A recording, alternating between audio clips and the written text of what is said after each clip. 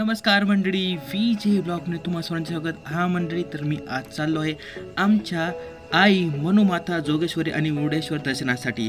तर मंडळी, मी सकाळी तयार होऊन मस्तपैकी घरात फिरत होतो आणि बघत होतो सर्वांची तयारी कशी चालू आहे, काय चालू आहे. एक एक गोष्टी व्यवस्थित बघता बघता मला कळाले की सामान पॅक झाला आहे आणि त्या सामानासोबत खाय प्यायच्या वस्तू, पूजेच्या वस्तू आणि बरंचसं साहित्य घेतलेलं आहे. मंडळी, त्यासोबतच माझी बहीण वाट पाहत होती की गाडीवाला कधी येईल. पप्पा पण डोक्याला हात लावून त्याला फोन लावला, तो कुठे अडकलाय, ये लवकर. त्याची वाट पाहता मला किती वेळ लागला. मी इकडे तिकडे गॅलरीमध्ये फेऱ्या मारत होतो, इकडून तिकडे बघत होतो. हा इकडून येतो का, हा तिकडून येतो का, तू कधी येतोस बाळा, आम्हाला जायचंय, आम्हाला उशीर होतोय किती, ये लवकर ये. अरे ये ना लवकर, चाल ना लवकर. त्याची वाट पाहता मी शेवटी गालावर माझा हात ठेवला आणि विचार करू लागलो, ये कब आएगा, इसके साथ हम लोग देवी के दर्शन के लिए कब जाएंगे, हमको कुछ पता नहीं, हम ऐसे चेहरे पे हाथ रख के बैठ के देखते रहेंगे वो कब आएगा तो. लेकिन मग थोडाफार फेऱ्या मारून घेतल्या, इकडे तिकडे पाहून घेतलं आणि मग म्हटलं, कहाँ है वो, आखिर क्यों नहीं आया, मैं कब से उसकी वाट देख रहा हूँ, गाडीवाला आ जाओ, ओ गाडीवाला आ जाओ ना भाई. त्याची वाट पाहता खरंच आणि एक कळलं, अरे देवा, रुमाल विसरलो. विना रुमालाचं मग कसं जाणार. मग शेवटी रुमालाची वाट पाहता तो आला आणि त्याला आसरभर आ गया. आणि हे सगळं करता रुमालाची वाट पाहता पप्पा बाहेर आले. पप्पाने आला गाडीवाला आला, चला उतरव लवकर. मी रुमाल घेऊन आलो, हाश, रुमाल सापडला आणि आम्ही निघालो. तर परत मम्मीने पूजेची थाळी घेतली आणि गाडीची पूजा करायला सुरुवात केली. सर्वात आधी तर हळद कुंकू टाकलं आणि गाडीच्या बोनटवरती स्वस्तिक काढून घेतलं. देवीच्या दर्शनासाठी चाललोय मित्रांनो. तर हे शुभ कार्यासाठी चाललो असताना ह्या गोष्टी कंपल्सरी कराव्याच लागतात आणि देवाधर्माच्या कामामध्ये कुठलंही अडचणी यायला नको म्हणून ह्या गोष्टी करायच्या आपण केल्याच पाहिजे. तसंच मम्मीने पूजा केली, गाडीच्या टायरवरती पाणी टाकलं आणि गाडीच्या उजव्या टायरखाली खोबऱ्याची वाटी ठेवली, म्हणजे प्रवास सुखाचा, आनंदाचा आणि सुख आणि सुरक्षित व्हावा ही यामागे इच्छा असते. मग आमच्या ताई आल्या, रिंकूताई या, एक नंबर. त्याच्यानंतर आमचे पप्पा आले, नाही पप्पा नाही, आमची मम्मी आली. मम्मी आल्यानंतर मग त्या खाली उतरल्या, कारण की काहीतरी वस्तू राहून गेली होती, त्यामुळे त्या वापस गेल्या. तर वरती पुन्हा वरतून खाली आल्या आणि आम्ही आता प्रवासाला निघायला तयार आहोत. आणि जसं आपण गाडीमध्ये सामान ठेवत आहे की गाडीमध्ये सामान कसा बसेल, केवढा बसेल, कारण की गाडी थोडीशी छोटी होती. मग आम्ही निघालो, मनुमाता की जय म्हणत आम्ही सगळे आमच्या प्रवासाला निघालो. आणि तिथून मग आम्हाला आमच्या काकाची फॅमिली घ्यायची होती, तर आम्ही त्यांच्या घराकडे निघालो होतो. त्यासोबत आमची एक काकू पण होती, त्या पण आमच्यासोबत येणार होत्या आणि त्यांना पण मी रस्त्यातून पिक करून घेतलं आणि निघालो आम्ही त्यांच्या घराकडे. त्यांच्या घराकडे येताबरोबर आम्ही पाहिलं की हा रस्ता तर भडगाव जातो, पण आपल्याला जायचं आहे घाटनांद्रा. मग ह्या सगळे आले आणि हा आमचा कुणाल सगळं सामान ठेवत होता आणि सगळी फॅमिली बसत होती. पण नेमकं काय, सरदार म्हणाले,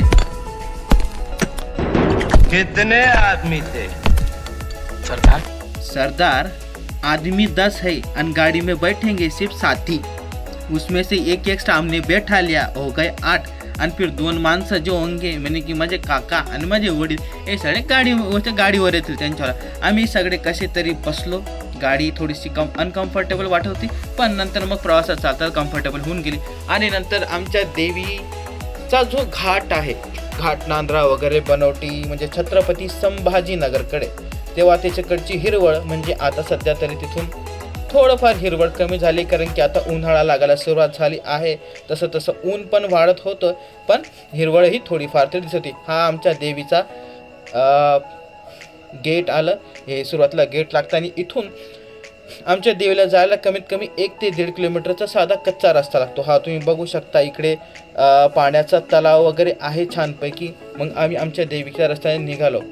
पानझड झाली होती, त्यामुळे रस्त्यावरती इतके छान छान पानं पडले होते आणि मी त्या पानाकडे पाहून, त्या रस्त्यांकडे पाहून आमच्या लहानपणाच्या आठवणी जाग्या झाल्या. कारण की इथपर्यंतच गाडी यायची, जिथे जे गेट होतं ना, जिथे बाणा बांधला होता वरती बांधला होता तिथपर्यंत जायचं.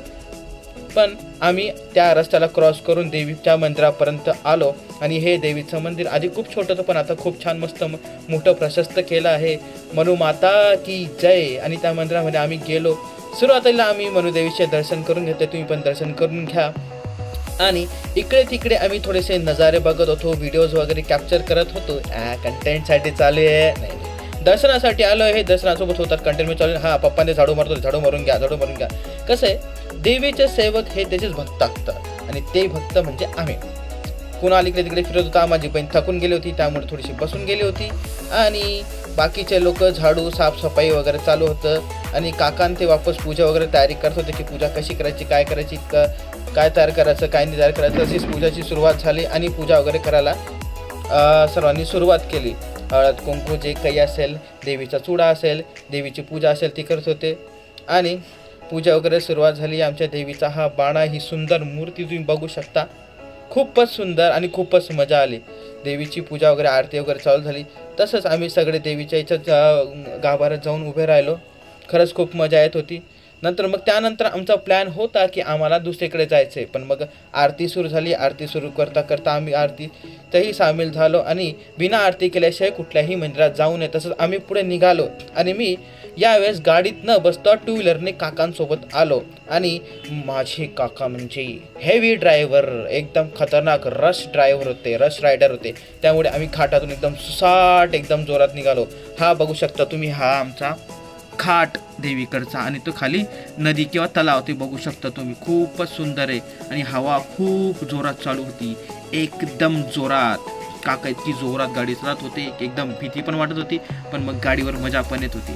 थोडासा घाट आणि हा इकडचा रोड तुम्ही बघू शकता, एकदम मजा येत होती.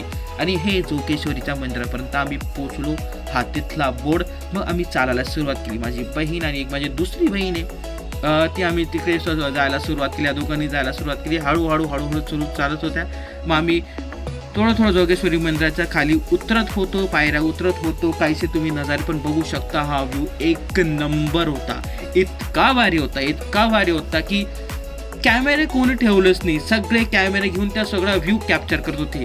आणि हो, आम्ही आता खाली उतरत आहोत. तसंच मी एक जागा एक्सप्लोअर करत आहोत. एक्सप्लोअर करण्याचं कारण म्हणजे तुम्ही जर कुठे गेलात किंवा तिथे जोगेश्वरीकडे गेलात तर तुम्हाला माझा व्लॉग पण समजेल ना की कसं जायचं म्हणून. तसं तर आम्ही खाली बघत होतो की एक आमच्या घरचे फॅमिलीचे मेंबर्स उतरत होते आणि एक तुम्ही वरतून देवीचं मंदिर बघू शकता. आणि आम्ही देवीच्या मंदिरापर्यंत असं चालत पोचलो. जोगेश्वरी माताच्या मंदिरामध्ये ही माझी जी ट्रिप मधली ना, याच्यामध्ये दुसऱ्या वेळास मी येतोय. कारण की या इतक्या वर्षांमध्ये कमी आधी गेलो नव्हतो. आम्ही आमच्या देवीला जातो, पण जोगेश्वरी मातेला आम्ही दुसऱ्या वेळेस आलो होतो. खरंच खूप सुंदर मंदिर आहे. आणि इथे हे वस्तू विकणारे होते, पूजा, नारळ, खेळणी, खायच्या वस्तू होत्या. खरं तर इथे खेळणी जी होती ती माझ्या कामाची आणि आमच्या कुणालच्या कामाची होती. आम्ही तेच पाहत बसलो, काही ना काही वस्तू घेत बसलो आणि नंतर मग आम्ही खाली उतरायला सुरुवात केलं. 2च मिनिटावर मंदिर होतं खाली. आणि हा आईचा भगवा झेंडा, आईचा म्हणण्यापेक्षा आपला भगवा झेंडा. आम्ही उतरलो. मंदिर खरंच खूप छान बांधलं होतं आणि पुरातन काळाचं मंदिर असल्यामुळे तिथे जाण्या येण्यामध्ये तुम्ही बघू शकता की किती म्हणजे ते हाय आणि उंचावर मंदिर होतं.